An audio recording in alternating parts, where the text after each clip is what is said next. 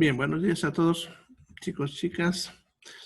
Vamos el día de hoy a continuar con nuestra materia de fisiología. Y vamos a continuar con el tema que estamos viendo. Estamos empezando a ver lo que es fisiología del aparato urinario. Ya, y lo primero que tenemos que ver es la nefrona. ¿Ya? La nefrona es la unidad fisiológica del riñón. Cada riñón tiene aproximadamente 1 millón de nefronas. Ya, sin embargo, el cuerpo solamente necesita 500.000. Ahora, si tenemos 1 millón en cada riñón, tendríamos como 2 millones. ¿Ya? Sin embargo, como les decía, solamente estamos 500.000. Ahora tenemos como 1,5 millones de reserva. Eso se debe a que estas unidades son muy frágiles y se van dañando con el tiempo, de tal manera que van disminuyendo cuantos más años tenemos, ¿ya? Y en la tercera edad ya estamos cerca de las 500.000, ¿no? Entonces vamos perdiendo eso debido a varios factores como problemas de presión, medicamentos, sustancias que entran incluso en los alimentos naturales, etcétera. Varias cosas que harían que dañan a estas nefronas. ¿Ya? Bien, una nefrona está compuesta por una porción urinaria y una porción sanguínea. ¿Ya? Entonces, voy a mostrar en este gráfico que estamos viendo acá.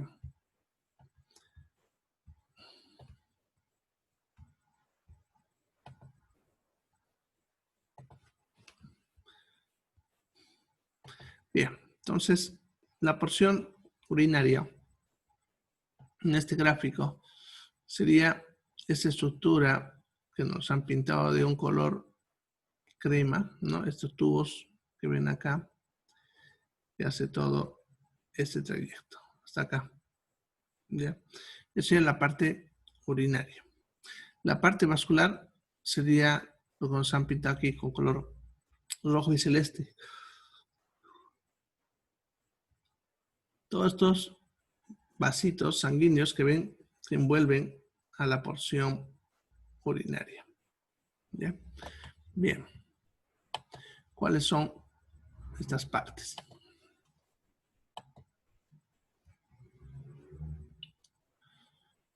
Vamos a empezar con la parte sanguínea. ¿Ya? La sangre va a llegar por esta arteriola de acá, que se le va a llamar arteriola aferente. Esta arteriola, como ven, ingresa y se divide en varios capilares. Que si bien aquí en la imagen nos han dibujado delgadito, ¿ya? En realidad son un poco más gruesos y no se verían tan claramente, ya que están todos apretados ahí. Pero bueno, ahí está en la imagen así, ¿ya? Eso sería el glomérulo, ¿ya? Esa estructura de vasos sanguíneos ahí en realidad sería el glomérulo. La sangre de ahí sale a través de este otro vaso sanguíneo, que sería la arteriola eferente, ¿ya? Esta arteriola eferente, como ven, se va a volver a dividir en varios capilares que envuelven al túbulo contorneo proximal y al asa de Henle. Y luego forma esta vena acá, que ven que sería la vénula de salida. Bien, sería la parte vascular o sanguínea.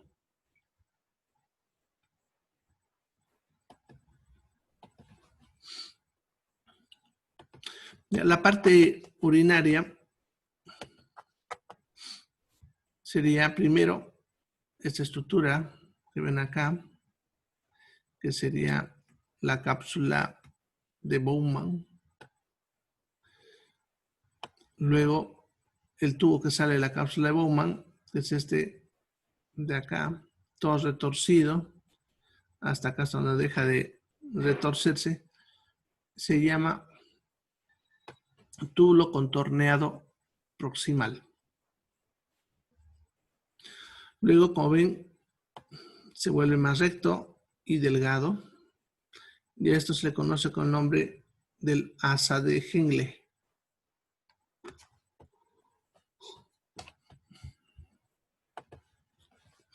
Bien. Luego vuelve otra vez a retorcerse. Como ven, se retuerce nuevo.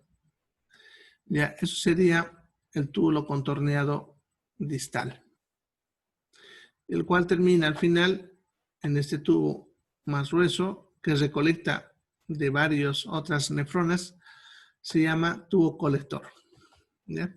Bien, entonces toda la estructura de la nefrona, todo obviamente ya saben que está formado por células. Vamos a ver ahora cómo se forma la orina en esta estructura. ¿Ya? Ahí en la pizarra van a ver los 3 pasos ya de cómo se forma la orina. Esto lo voy a explicar aquí directo.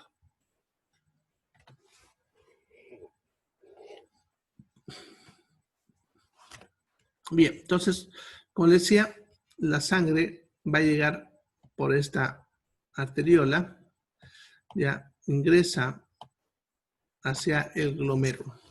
¿Ya? Aquí en el glomérulo, en lo que es la entrada y la salida al mismo, en este punto podemos ir de acá, en esta parte, ya. Los vasos sanguíneos se pueden cerrar, ¿no? Produciendo vasoconstricción. Esa vasoconstricción va a incrementar la presión arterial. Ya, teniendo en cuenta que la sangre ya tiene su propia presión arterial, al hacer esto que les acabo de mencionar, ya va a incrementarse la presión arterial. ¿Ya? Eso haría que básicamente la sangre se exprima, ¿ya? Porque lo que hace al hacer eso, esa presión incrementada fuerza a que el agua de la sangre y otras sustancias que puedan pasar entre los espacios que hay entre las células comiencen a salir hacia este espacio conocido como cápsula de Bowman. ¿Ya? Entonces, el incremento de presión aprieta tanto esta esquina de la sangre que el agua se va a salir. Pero junto con esa agua van a salir varias sustancias. Ya, urea, creatinina, ácido úrico, ácido urótico, glucosa, aminoácidos, algunas proteínas, las más pequeñas, porque las muy grandes no pueden salir. Y los minerales, ¿no? Sodio, potasio, calcio, magnesio. ¿Ya? Entonces, todo eso, todo ese líquido que va saliendo a esta cápsula de Bowman, se le conoce con el nombre de orina primaria. Esta orina todavía tiene gran cantidad de agua, están viendo electrolitos, glucosa, que son sustancias que son útiles para nosotros y no podemos perderlo. Entonces, la orina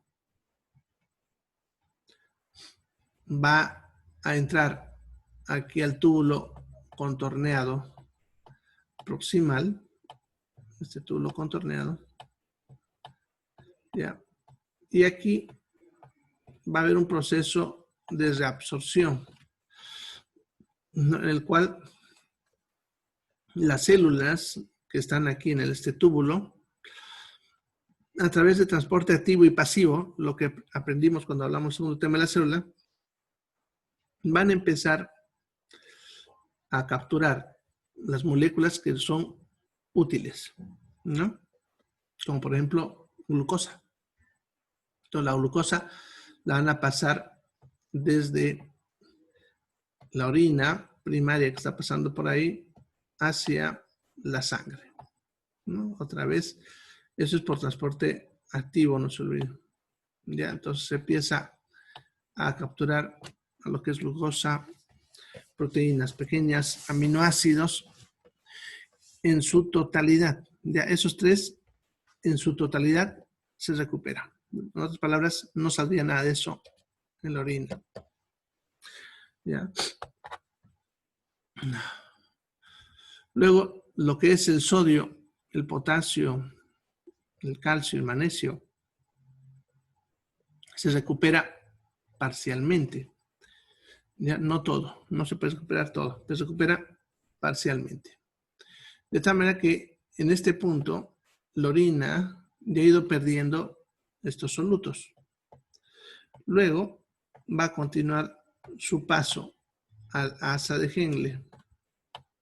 Y aquí, como es más delgadito el tubo, pues la orina va a pasar más lenta. De aquí, tengan en cuenta que sacamos los solutos de la orina hacia la sangre. Ya al hacer eso, generamos diferencia, ¿no?, entre la orina y la sangre. Eso va a producir que por ósmosis, ¿se acuerdan de ósmosis? Se mueva el agua ahora, ¿no? El agua desde la orina hacia la sangre. ¿Ya? El agua es el que se va a mover ahora, de la orina hacia la sangre. ¿Ya? De tal manera que ya con eso recuperamos esa agua perdida. Al hacer eso ya tenemos la orina secundaria. ¿Ya? Entonces una orina que ya recuperó lo que no debemos perder, que es glucosa, proteínas, sodio, potasio parcialmente, ¿no? Y agua. Ahora, esta orina va a empezar a entrar al túbulo contorneado distal. A este túbulo de acá. Bien, en este túbulo pasa lo siguiente. Las células de los vasos sanguíneos que están ahí alrededor van a empezar a capturar las sustancias que son exógenas. Estamos hablando de sustancias que nos introducimos al cuerpo, pero que no son útiles para nuestro organismo. Son sustancias exógenas. Ya, las capturan y las liberan por secreción. Por eso esta etapa se llama secreción tubular. A través de las vesículas de secreción que vimos en el segundo tema, de la sangre se colocan en la orina. De la sangre hacia la orina. Bien, ahí se forma la orina terminal o terciaria, ¿no? La que ya está lista para salir. Entonces, esa orina pasa al túbulo colector, donde de todas las otras nefronas se va juntando para luego salir afuera. ¿Ya? Entonces, es el proceso de formación de orina. Como pueden ver, cuando hablamos de la reabsorción, se recupera solamente lo que es útil para el cuerpo. Glucosa, proteínas, aminoácidos. Eso se recupera en un 100%. Lo que es los electrolitos, sodio, potasio, calcio, cloro, magnesio, parcialmente. ¿Ya? Agua, parcialmente. Ahora, lo que no se recupera son ácido úrico, urea, creatinina y cualquier sustancia que no sea normal del organismo, ¿no? Entonces, estas en un 100% van a salir en la orina. Y justamente el objetivo de esto es que sea así, ¿no? Para botar estas sustancias. Bien, entonces, así se forma la orina. Al hacer esto, ya cumple la mayor parte de sus funciones, ¿no? como por ejemplo regular lo que es la cantidad de agua con el sodio y el potasio, ya se regula de esta manera. Tengan en cuenta que si ustedes toman exceso de agua, ese va a ir hacia la sangre y va a incrementar la presión arterial. Al pasar, por lo tanto, por aquí, al haber mayor presión, perdemos más agua, ¿no? Y de esa manera se equilibra.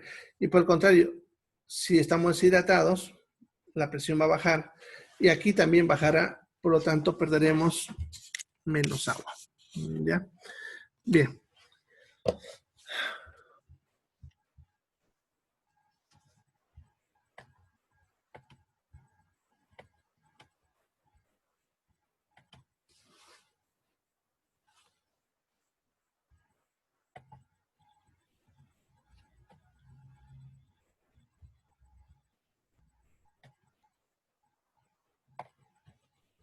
Bueno, entonces, así es como se forma la orina, ¿no? Está ahí los 3 pasos en la pizarra. Primero, filtración glomerular.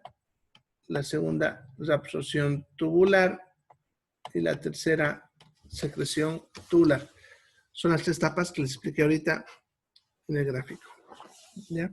Bien, vamos a irnos ahora a ver cómo el riñón controla otras funciones.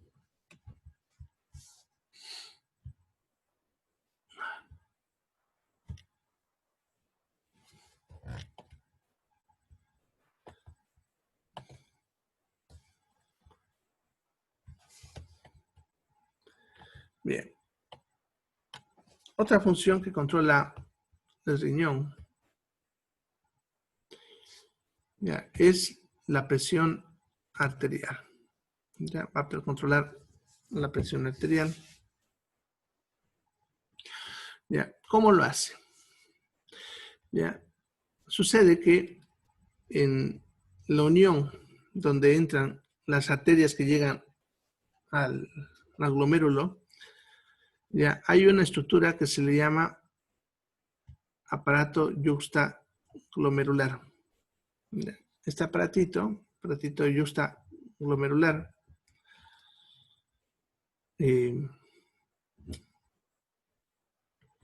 va a controlar la presión arterial y la concentración de sodio en sangre. Ya, si alguno de estos dos disminuye, cualquiera de ellos disminuye, esta estructura va a botar hacia la sangre una sustancia llamada renina.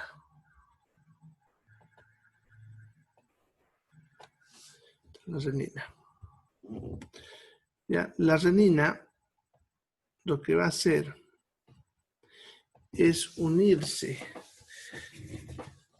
a una molécula que produce el hígado que se llama angiotensinógeno. ¿Ya? Entonces se va a unir al angiotensinógeno, ya que es producida por el hígado. Y eso formaría una molécula llamada angiotensina 1. ¿Ya? Bien. Entonces, le vamos a usar eso mismo acá. Está, por si acaso, conocer en la pizarra de hemodinámica.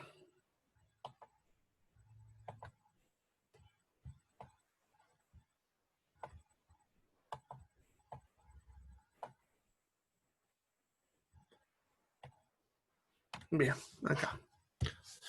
Entonces, no se olviden que el riñón va a controlar la presión arterial, ¿no? Si detecta que la presión baja o el sodio baja, entonces empieza a botar hacia la sangre renina. Ahora, el hígado fabrica una sustancia llamada angiotensinógeno. Es una proteína que libera el hígado hacia la sangre. Y esta proteína no tiene ninguna función. Está ahí sin hacer nada, hasta que se une con la renina. Cuando se une con la renina, forman una molécula llamada angiotensina 1, ¿ya? Esta solita puede ya producir cambios de la presión arterial, ya que ella sola puede producir vasoconstricción a nivel sistémico. Y si se acuerdan, eso actuaría sobre la resistencia vascular y eso haría que la presión empiece a subir. ¿Ya? Bien, sin embargo, también lo que es el pulmón produce una sustancia llamada enzima convertidora de angiotensina.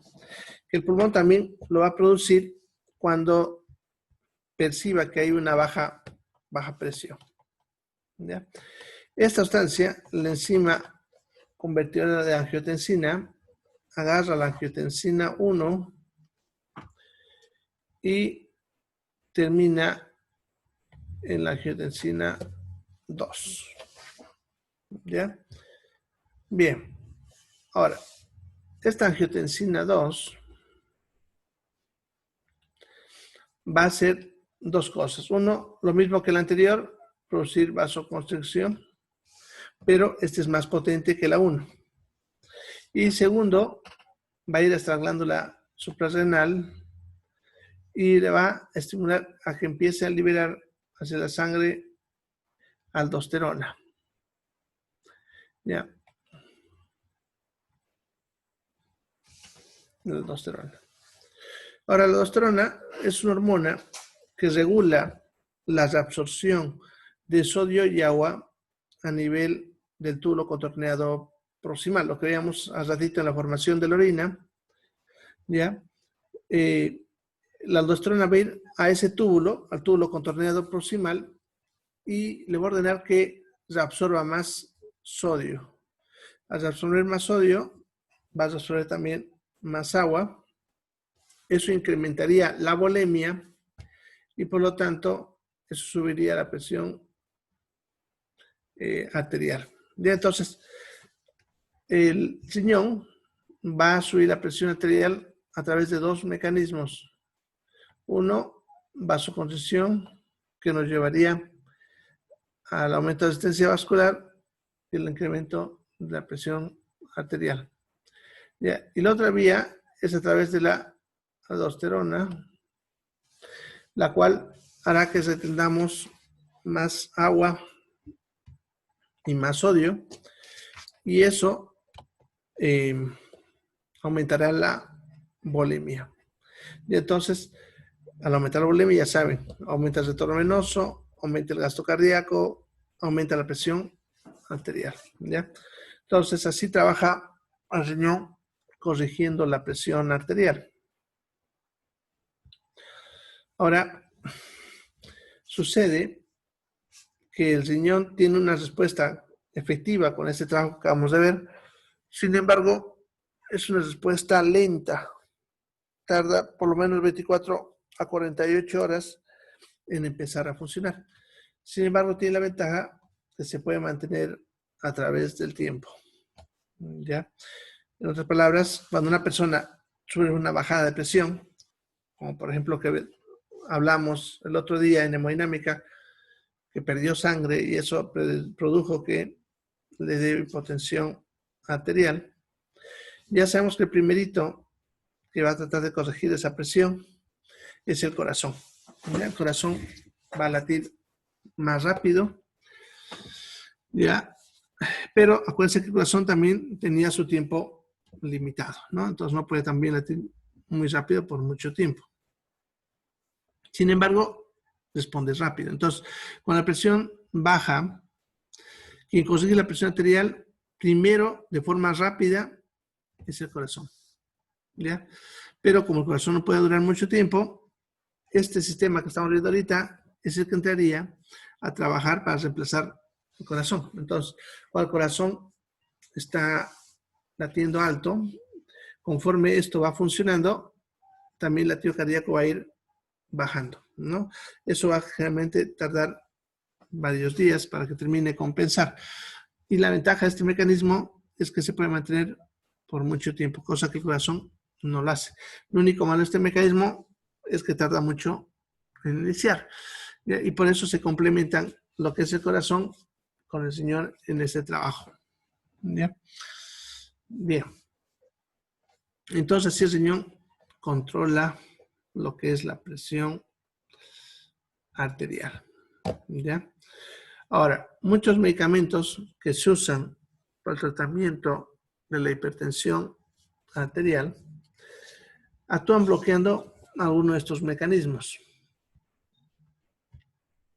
Por ejemplo, uno de los más famosos son los IECAS, ¿no? Que esos son los inhibidores de la enzima convertidora de angiotensina.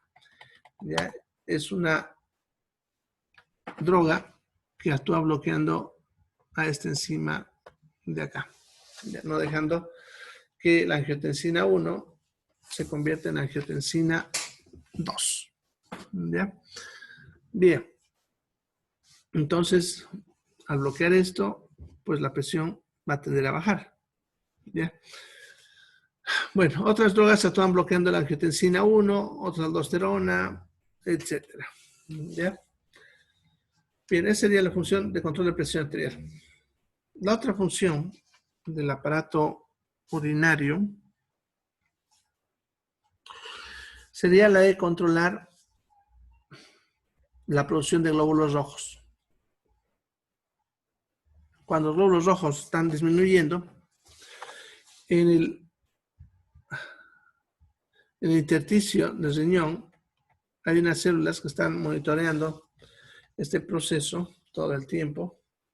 ¿Ya? Y si el oxígeno empieza a disminuir, el riñón va a empezar a botar una sustancia llamada eritropoyetina. ¿Ya?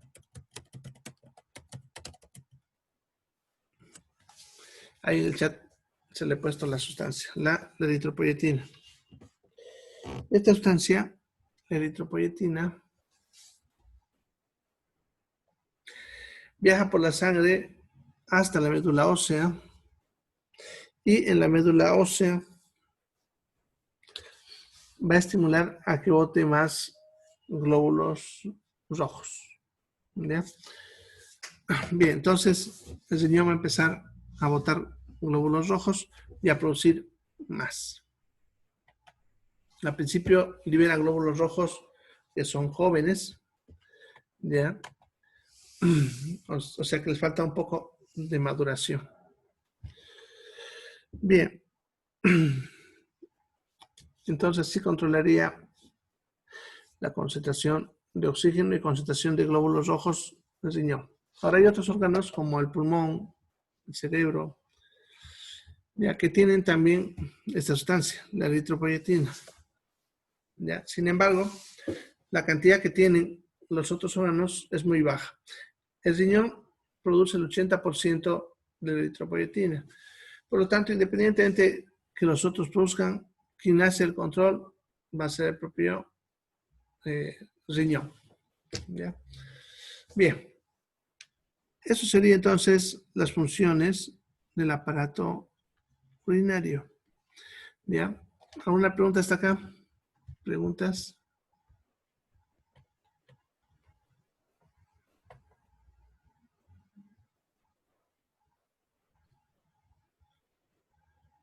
Bien, vamos a entrar a ver el aparato reproductor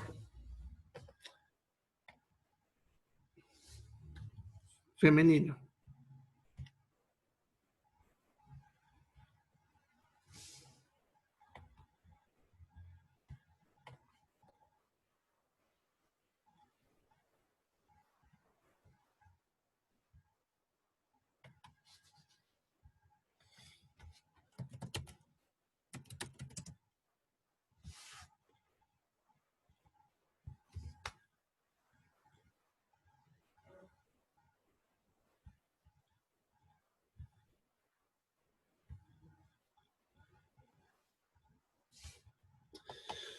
Bien, a ver.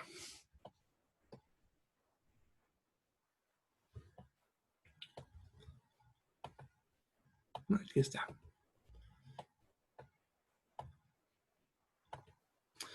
Bien, entonces, el aparato reproductor femenino. Vamos a empezar con él. Y vamos a empezar a hablar de la menstruación. ¿Ya? La menstruación no es nada más que el sangrado transvaginal debido a la separación de la capa interna del útero llamada endometrio. Cuando este se desprende,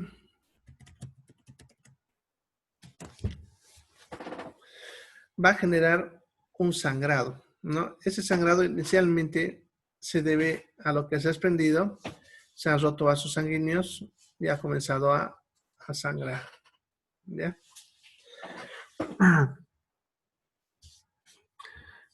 Pero posteriormente, dentro de las siguientes 24 horas, el endometrio que se ha desprendido se va